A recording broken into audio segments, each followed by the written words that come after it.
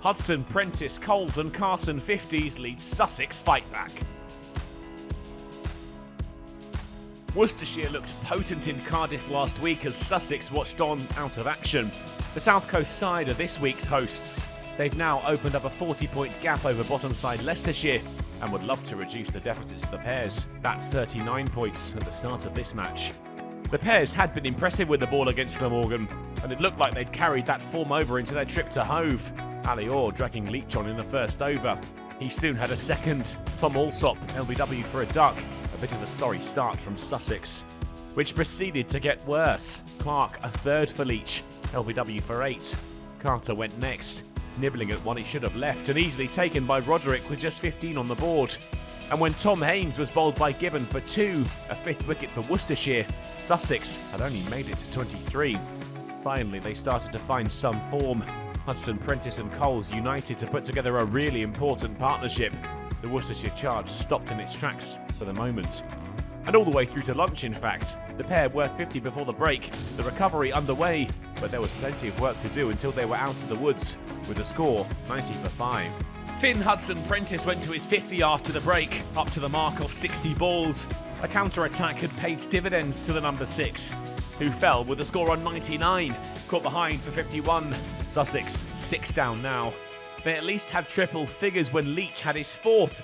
Faheem Ashraf caught in the slips for 2.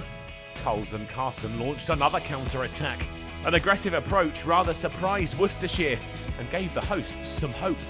They moved their side past 150 runs when Carson found the ropes off Gibbon. And with another, Carson brought up the 50 partnership from 85 balls. Coles was then the first of the duo to move to his 50, up to the mark with 3 comfortably run off Gibbon.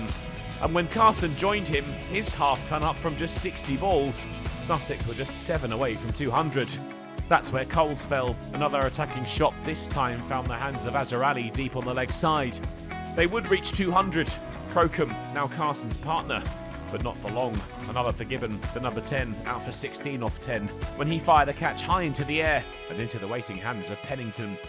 They were up to 220 when Carson tried to get back for the second, but with one stump to aim at, Libby found his target.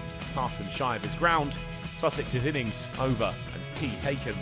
Worcestershire had been all over them early in the innings, only for twin middle order 50s from Hudson, Prentice and Coles, and then Carson lower down to put Sussex back on track, albeit temporarily.